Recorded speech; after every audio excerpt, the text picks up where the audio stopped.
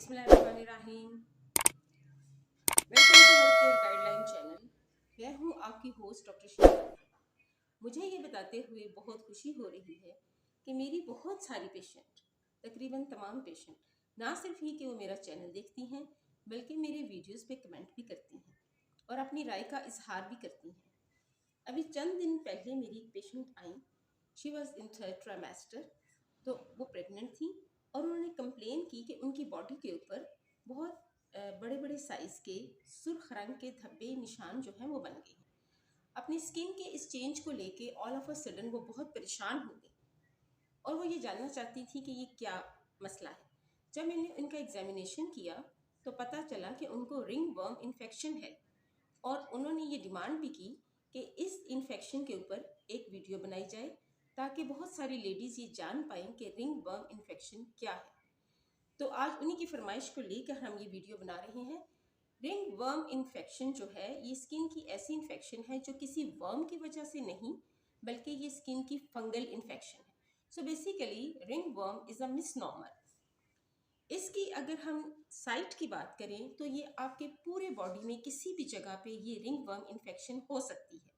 ये स्कैल्प पे यानी कि सर में हो सकती है, गर्दन पे हो सकती है, ये आपके चेस्ट पे, एब्डोमेन पे, अंडर आर्म्स पे, थाइस पे, ये आपके नेल्स पे या आपकी बॉडी के किसी भी स्किन के हिस्से में ये रिंग वर्म इन्फेक्शन जो बुनियादी तौर पर एक फंगल इन्फेक्शन है वो हो सकती है। अब अगर इसकी वजह की बात की जाए, इसके कॉजेज डिस्कस किए जाएं, तो अगर घर में कोई ऐसा पेशेंट मौजूद है जिसको रिंग वर्म इन्फेक्शन ऑलरेडी है, तो चूंकि ये प्रॉब्लम एक कॉन्टेजियस प्रॉब्लम है, ये एक दूसरे को टच करने से हो जाती है।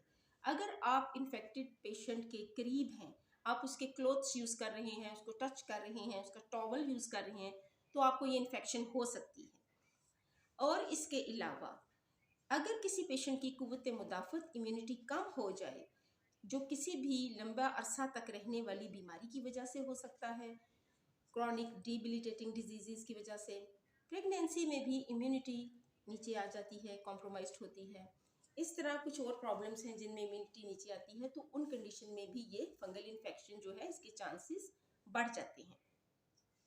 इसके अलावा अगर किसी पेशेंट को आप देखते हैं कि उस पेशेंट ने बहुत ज़्यादा स्टीरॉयड्स क्रीम का इस्तेमाल किया है, क्योंकि हमने ये देखा है कि स्टीरॉयड क्रीम मार्केट में बहुत आसानी से और सस्ते दामों मिल जाती हैं। कोई भी स्किन प्रॉब्लम हो आराम से लोग स्टीरॉयड क्रीम ले आते हैं और उसको लगाते हैं। तो ये जो स्टीरॉयड क्रीम का एक इनजुडिशियस यूज़ है या बेतहाशा बेजा इस्तेमाल है, उसकी वजह से फंगल इन्फेक्शन स्किन के बहुत ज़्यादा बढ़ चुके हैं। तो अब सवाल ये पैदा होता है कि इसका ट्रीटमेंट क्या है।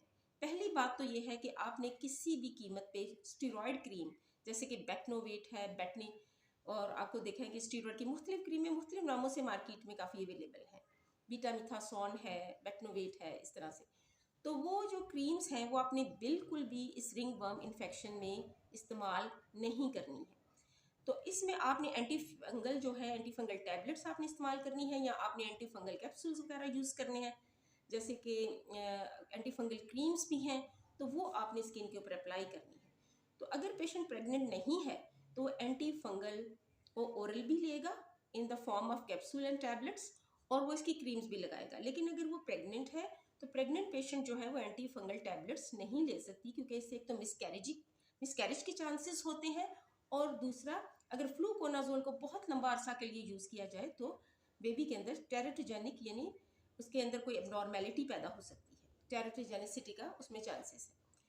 तो लिहाजा प्रेग्नेंट औरत फंगल इन्फेक्शन में सिर्फ टॉपिकल यानी स्किन के ऊपर लगाएगी, लेकिन ओरल मेडिसिन नहीं लेगी।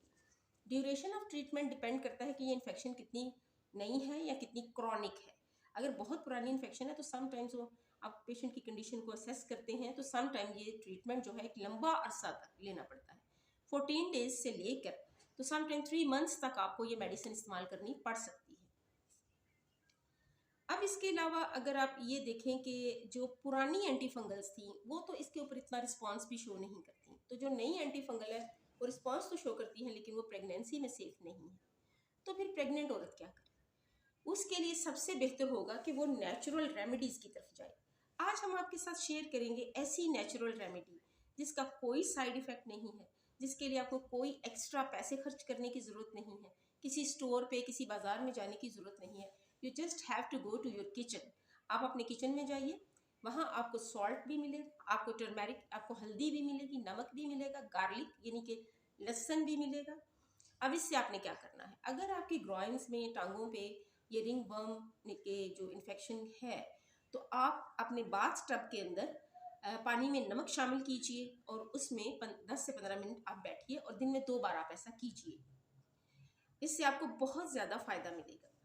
दूसरी चीज़ है कि ये जो लहसुन है, गार्लिक, इसकी आप पेस्ट बना लीजिए, इसको आप क्रश कीजिए, इसकी पेस्ट बनाइए और जहाँ भी वो फंगल इन्फेक्शन का स्कार आपको मिले उसके ऊपर ये आप गार्लिक पेस्ट को रब कीजिए, मसाज कीजिए, अच्छे तरीके से इसको एब्जॉर्ब कीजिए। गार्लिक के अंदर नेचुरली एक ऐसा केमिकल, ऐसी चीज़ कुदरत ने रखी है जो इन फंगल इन्फेक्शंस में अमेजिंग रिस्पॉन्स देता है। बहुत ज़्यादा इसका फ़ायदा होता है और चंद दिन में ही आपको बहुत बेटर रिजल्ट्स मिलते हैं। और इसकी वजह से आपको जो खारिश हो रही होती है, इचिंग वगैरह, जो डिस्कम्फर्ट आपको हो रहा होता है, वो भी सेटल हो जाता है और ये इसका जो निशान है वो भी मिटने शुरू हो जाते हैं। गार्लिक के अलावा एक और नेचुरल रेमेडी भी है। उसमें यह है कि आप नीम के पत्ते लेते हैं, उन्हें आप ग्राइंड करते हैं और फिर आप उनमें हल्दी शामिल करते हैं। इस पेस्ट को भी अगर आप अपने रिंग वर्म इन्फेक्शंस के ऊपर लगाएंगे तो ये एंटी फंगल प्रॉपर्टीज़ की वजह से आपकी स्किन को बहुत अच्छा रिस्पांस और बहुत जल्द रिस्पांस जो है वो देंगे। तो ये वो नेचुरल रेमेडीज़ हैं जिसमें आपको कोई इतना ज़्यादा एक्सपेंडिचर भी नहीं करना पड़ता, आपको कहीं जाना भी नहीं पड़ता। You go to your kitchen, you get these things and you get excellent, amazing results because they have wonderful antifungal properties that act on the skin. तो इस तरह से अगर ये कुदरती चीज़ें आप इस्तेमाल करेंगे तो प्रेगनेंसी के दौरान आपको किसी किस्म का कोई साइड इफ़ेक्ट भी नहीं मिलेगा और आपकी इन्फेक्शन भी बहुत अच्छे तरीके से ट्रीट हो जाएगी। तो ये तो था इसके बारे में। अब ये देखने में कैसा नज़र आता है, यू मस्ट नो कि ये रिंग वर्म इन्फेक्शन देखने में, हम इसको रिंग वर्म क्यों कहते हैं, because it's a round sort of scar. ये बिल्कुल एक गोल दायरे में होता है, स्किन के ऊपर ये पैच सा बन जाता है। इसको बहुत आसानी से आप रिकग्नाइज कर सकते हैं क्योंकि ये सुर्ख धब्बा है जो सेंटर में से बिल्कुल हल्के कलर का है और इसकी जो आउटर एरिया है वहाँ पे इसका कलर डार्क होता है। तो इस वजह से आप बहुत आसानी से इसको रिकग्नाइज कर लेते हैं। इस वीडियो के एंड पे मैं आपको रिंगवर्म इन्फेक्शन की जो स्किन के ऊपर पिक्चर है वो भी दिखाऊंगी ताकि आप जब भी इसको देखें बहुत इजीली रिकग्नाइज कर सकें। ट्रीटमेंट के बारे में आप जान चुके हैं। तो अगर ये वीडियो आपको यूज़फुल लगती है तो आप इसे अपने दीगर जो अजीज़ हैं, आपके दोस्त हैं, आपके रिलेटिव्स हैं, उनके साथ भी शेयर कीजिए। मिलते हैं आपसे एक अगली वीडियो में। तब तक के लिए मैं आपसे इजाज़त चाहूँगी इस पैगाम के साथ कि आप खुश भी रहें और अपनी खुशियों को दूसरों में बांटते भी रहें। Thank you so much. अल्लाह हाफिज़।